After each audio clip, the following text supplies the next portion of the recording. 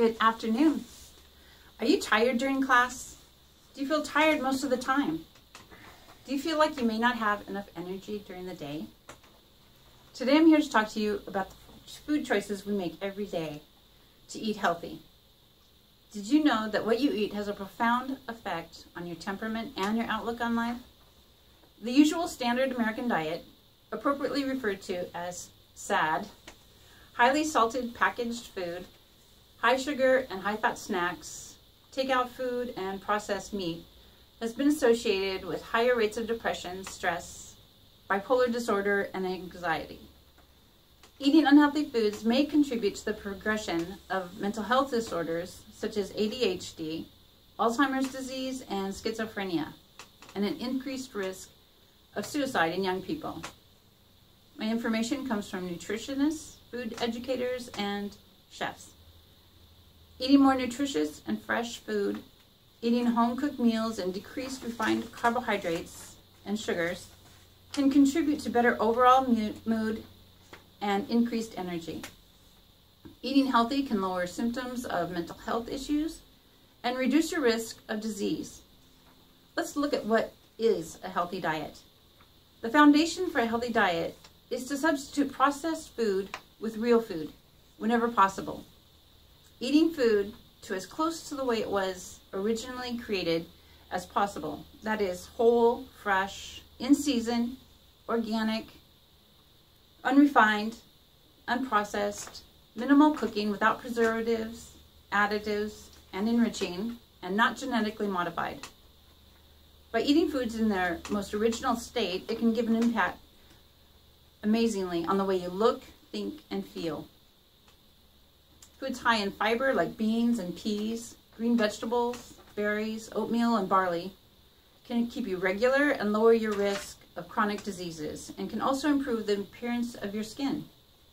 Unfortunately, most of us are not eating nearly as much high fiber foods as the medical community and nutritionists recommend.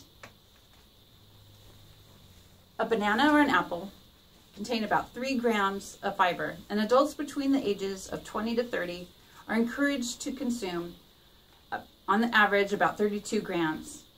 Carbohydrates that are complex and unrefined from sources such as vegetables, whole grains, and fruit provide your body with much needed energy.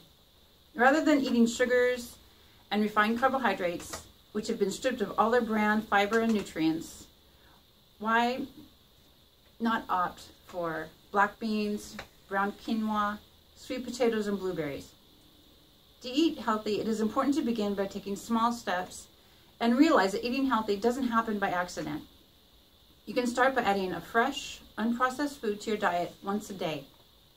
Enjoy preparing, cooking, and eating most of your meals on your own, because that can contribute to your health, well-being, and may even reduce your waistline. Replace an unhealthy food with a wholesome alternative. Choose colorful and fresh foods rather than white, packaged, and nutritionally depleted products. Avoid packaged and processed food. Even if it claims to be healthy, these foods are manufactured in a factory. Manufactured food products are not produced for your health, but for the corporate bottom line. Think of foods that you consume for your health in terms of color, variety, and freshness. Read every food label of every product before you buy it. Look for 100% whole food ingredients. Food manufacturers can cover up a multitude of unhealthy fats and sugars in packaged and processed food, and it is very important for you to know what you're putting into your body. Drink plenty of water. Water helps flush out toxins and waste products from your system. When we don't hydrate our bodies with water, we can end up being tired, without energy, and with a headache. By staying hydrated, we don't mistake thirst for water, thirst for hunger, and it can help us think clearer and make better food choices. No matter how small your eating changes are in eating wholesome foods, you will benefit from improved health. Make changes and experience new foods. Our food choices are simplified when we focus on whole and natural foods. As John Mackey, the CEO of Whole Foods Market, says, a whole A healthy diet is a solution to many of our healthcare problems. It's the most important solution. Good wholesome foods naturally have the proper ratios and amounts of nutrients in a body usable form. According to Sherry Strong in her TED Talk, food can be self-regulating in its natural state, but denatured foods, such as processed food, can be addictive to the body, much like heroin, and doesn't nourish it. Food is meant to nourish the cells in our bodies, not damage them. The health of your cells is directly related to the health of the food that you put into your body. Eating refined, processed, junk, GMO foods aids cell replication in a degenerative direction. Over time, degenerative cell replication leads to degenerative diseases. Eating unhealthy can contribute to diabetes, which can put you in a wheelchair. It can lead you to a dependence on pharmaceutical drugs, poor eyesight, high blood pressure, and eventually death.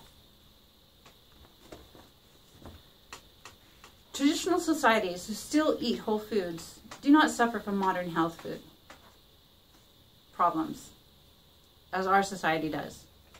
Our society spends a lot of time looking for cures when the cure may be in the prevention by eating wholesome, real food. As Hippocrates said, let food be thy medicine and medicine be thy food. Let's summarize. How we eat is just as important as what we eat. Food is sacred and a wonderful part of life, and it is best shared with your loved ones. I challenge you to eat whole foods that are real. It is a sign of self-respect.